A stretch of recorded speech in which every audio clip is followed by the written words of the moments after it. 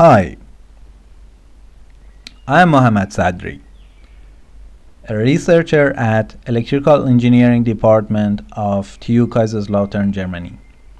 Recently, I have purchased a PlayStation 4 device, and I was kind of curious how much power does the PlayStation 4 consume when I am using it for different tasks. For example, how much power does it consume when I am playing a 3D game using my PlayStation 4? Or how much power does it consume when I am watching a movie? Or while I am navigating through the menus in PlayStation 4, how much power does it consume? So I did some simple measurements, and in this video I'm going to share my measurements with you. Here is my setup. The setup is very simple and straightforward. Instead of directly connecting PlayStation 4 to the electricity plug, I use one power measurement unit in between. So I use one Energy Master Basic, which is a kind of good quality, accurate enough power measurement unit in between PlayStation 4 and the electricity plug. And using this unit, I can read the power consumption of PlayStation 4, the voltage, the current, and the rest of the parameters related to the power consumption of the device. Why I may like to, in fact, measure power of the device? Well, first of all, everybody is interested to know how much power each electronic device in his house is consuming, and actually how much money he is paying for the bill of each of these devices. For example, you may like to know if the power consumption of your PlayStation 4 is a big number, is something that you should really consider and you should use your device with care, or no, it's a small value. And generally, it is good to know how much is the power consumption. It's usually good to know the important parameters and important characteristics related to your electronic device. And furthermore, we can do comparisons. When we obtain these numbers from PlayStation 4, then later we can compare our numbers with other similar devices. For example, maybe in future we can compare the power consumption of PlayStation 4 with one Microsoft Xbox One when we are playing the same game. Then this way we can have a view of which one is really consuming more power. Or you may like to compare the power consumption of your PlayStation 4 with a gaming PC or a laptop or different devices that do the similar job for you. So having a view of these numbers, I think, is something really interesting and kind of useful. The important point is the following. The operating system and actually the software which is being executed on your device, on your PlayStation 4 console, it has direct impact on the power consumption of the device. So currently the latest firmware version available for PlayStation 4 is 1.72, and I'm using this firmware through all of my measurements.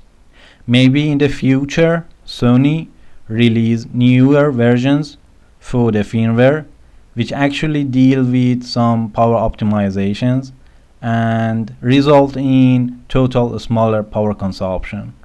But for now, as I will show you, I believe that there is still room for further optimizing the power consumption of PlayStation 4 device, and I think Sony has still some tasks to do with the operating system and how it schedules different applications on the PlayStation 4, especially when they are running several applications in parallel, or especially when the device goes into standby mode. Okay, so what I am going to show you as numbers in this video is first directly the power consumption of the device. So I show you the average power consumption when, for example, I'm playing different games using PlayStation 4 and when I'm doing different things using PlayStation 4. Power is represented in watts. So we will give some numbers in watts, which will be the power consumption of the device. Then furthermore, I like also to show you the power factor. And this one is kind of a number that not everybody knows about, but in general it is very important. For houses and small buildings that have not that much power consumption, this power factor is not really important, or in the past it has not been really important, but this is actually something that you pay for, so it's better that you know about it.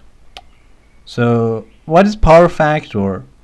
I will try to describe it in the simplest possible way. Okay, first let's have a look at this equation. What is power factor? Power factor is the ratio of the electricity that enters your circuits inside your PlayStation 4 device to the amount of electrical energy that is actually being given from the electrical grid to your PlayStation 4 device. And these two numbers are different. They are not the same. So I repeat it. The amount of power which actually enters the APU, the DRAMs, and the electronic components inside your PlayStation 4 we call active power, real power. The amount of power which is being delivered to your PlayStation 4 at its electricity plug is called total power. The ratio between active power to total power is power factor. The bigger the power factor, the more efficient, in fact, your power supply inside PlayStation 4 is operating. The smaller the power factor, you should be more worried about the efficiency of power consumption of your electronic device. This definition is a global definition. It's not related just to PlayStation 4. For whatever electrical component you have inside your house, you can measure power factor and you can see how efficient it is indeed using the energy that it receives from the electrical network, from the grid. Okay, usually real power is stated in watts or kilowatts. Total power is in kilovolt amps. Okay, now let me describe the same concept in a simpler example. Suppose that you want with an airplane go from point A to point B. So actually you would like to pay for going from point A directly to point B. But with the airplane, this is not possible. The airplane should go first up, then should move horizontally some amount of distance, and then should come come down to reach the destination. So actually the price that you pay for your ticket is not the price of directly going from point A to point B horizontally. You also will be charged of going a little bit vertically up and then coming again vertically down. So the actual thing that is important for us is this movement, but what we pay for is this one. This is kind of similar for power factor. This is indeed the additional energy that your device has to consume so that it can operate. It can take you to your desired destination. And the higher this value, the more efficient is your device, it means that the active power is nearer to the total power. Okay, it is enough for now. Here are some examples of power factors. The best power factor value is 1. It is, for example, for a bulb lamp. A bulb lamp has a power factor of 1. It means that it receives the entire energy which is given by the electrical network, and it converts the entire energy to heat, either or electricity or light. Another example, the power factor of your PlayStation 4 device is something between 0.88 to 0.9 when it is at full load. This means that PlayStation 4 can efficiently convert the energy that it receives from the electrical network to the required fuel, I would call fuel, for operating the APU, the DRAMs, and the components on the motherboard. For a normal adapter, or for the adapter that you use for your laptop, the power factor is 0.5. And for a low quality adapter, and for your PlayStation 4 device when it is in idle, your power factor is 0.25. It means that the energy which is actually received from the grid, from the electrical network, a big part of this energy cannot be really delivered to the circuits inside the device, but is kind of used in the power supply unit. This power factor value here is directly related to the efficiency of your power supply unit. The higher it is, the better your power supply unit is operating. Now, we reach the interesting point of this video. Here is the average power consumption of PlayStation 4 when I am playing these 4 games. I have selected these 4 games: Metal Gear Solid 5, Ground Zeroes, Assassin's Creed, Black Flag, Need for Speed Revolve, and The Child of Light. For these 4 games, I have played the game for a while, and I have calculated the average power that PlayStation 4 consumes during the gameplay. Here are the results. As we see, for Metal Gear Solid, we have the highest power consumption, something around 132. Then for Assassin's Creed, we have something between 125 and 130. Then for Need for Speed, between 120 to 125. And finally, for The Child of Light, we have the lowest power consumption with something around 115. It's kind of obvious for Child of Light, because if you have played it, you can see that it's a basically 2-dimensional game, while all of these 3 are 3-dimensional. And maybe for Metal Gear Solid, since it has been raining and it has been the night, and maybe it has been calculating the reflection of light in different surfaces, maybe it has really pushed the graphical engine of PlayStation 4 to its maximum possible limit, which has resulted this high power consumption. Anyway, I would say for all of these games, I'm basically seeing an almost similar power consumption, something around 125. And then for simpler 2-dimensional games, I'm seeing a power consumption something around 115. Now, I do another interesting test. I measure the average power consumption of PlayStation 4 device when it is in different states. So, for example, when the PlayStation 4 device is off, but it is connected to the grid, how much power does it consume? It is something near 0.3.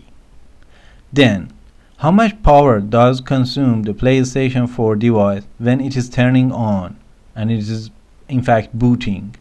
It's a number something near 78 watts.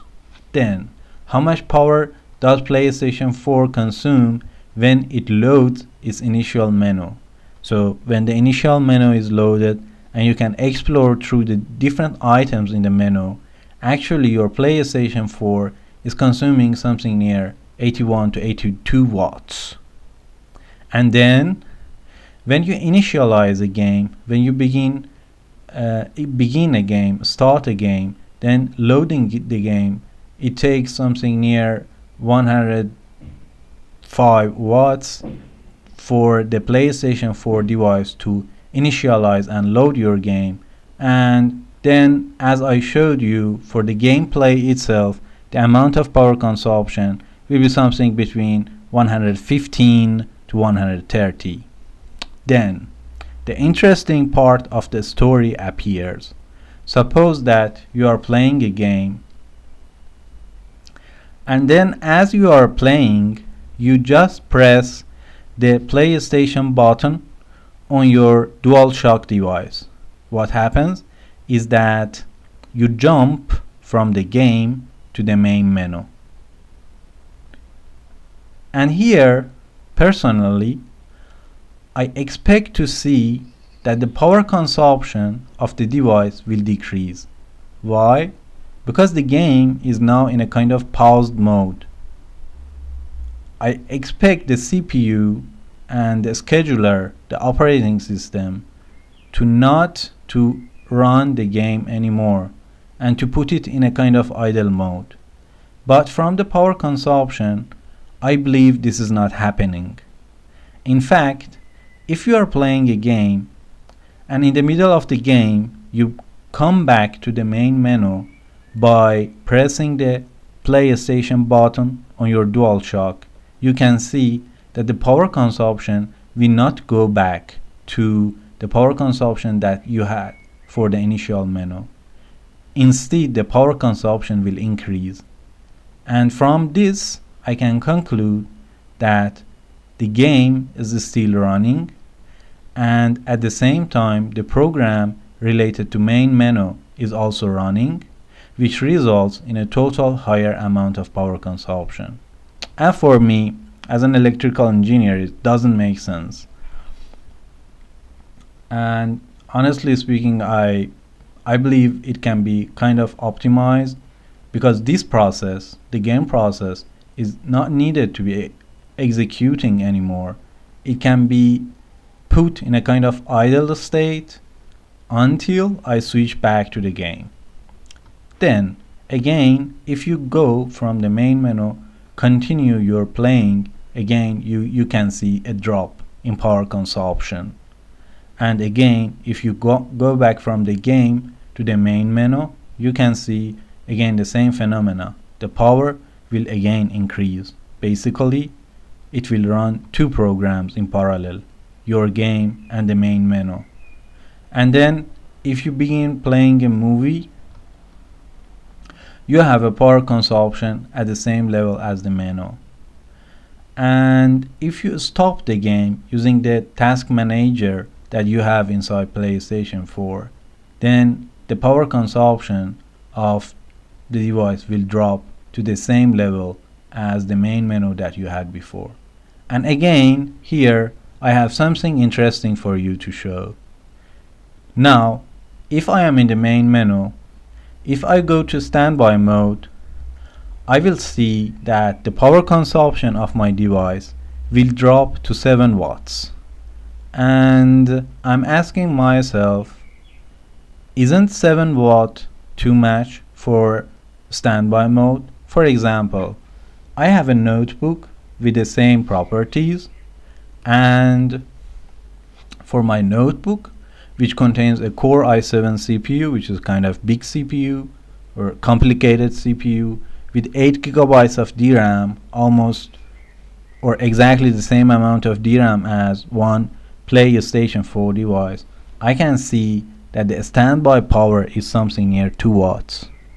while the standby power of PlayStation 4 is something near 7 watts. And you may say with yourself, 7 watts, well, it's not a lot, it's not important. For me, as an electrical engineer, indeed this is very important. 7 watts is a lot of power. This photo is showing an example. We have a 7 watts lamp here, and as you can see, it is enough light for illuminating one complete room. So, honestly speaking, I don't know what is happening when PlayStation 4 is in standby mode. And this 7 watts power consumption is not related to your DualShock. Even if your DualShock is not connected to the USB connector of PlayStation 4 and you are not charging your DualShock, and even if PlayStation 4 is not connected to any network, you will see still it will consume these 7 watts and even sometimes more. So I believe there is still room in the operating system running on PlayStation 4 to optimize the processes, to optimize what the CPU is executing, and to kind of optimize total power consumption. Here I am showing the power factor of the PlayStation 4 for the states that I showed you in the previous slides. So here, when the device is off, the power factor is something around 0.013, and maybe since the device is off and the total power consumption is small, it's not really important. Then as you turn on your PlayStation 4, as I showed you, the power consumption will increase, and in average it will be something near 78 watts, and your power factor will increase to 0.82. And as you begin running your games and running different tasks on your PlayStation 4 device, the higher the power that you consume, you can see that you achieve a better power factor. So here, for example, in the case that we are running the main menu along with a game and the power consumption is something near 130, we can see an acceptable and very good power factor. So I can conclude that the power supply which Sony has designed for the PlayStation 4 device is designed so that it can achieve its highest level of efficiency when it has the highest level of power throughput. The more the power consumption of the device, the more efficient the power supply is operating. Here, for example, or even when the device goes to standby mode, we can see a very poor power factor. But when the device is consuming its maximum or some power near its maximum possible, then we can see a good performance from the power supply unit. Okay, you may be asking yourself, well, in 1 year, how much money do I pay for this device when I am playing with it? How much money do I pay for the electricity consumed by this device? Practically, the money is not a big amount. It is indeed a small amount, and you don't need to be worried about it. For example, suppose that you play your PlayStation 4 2 hours each day, and in average, suppose that when you are playing, you are consuming 0.13 kilowatts, basically 130 watts.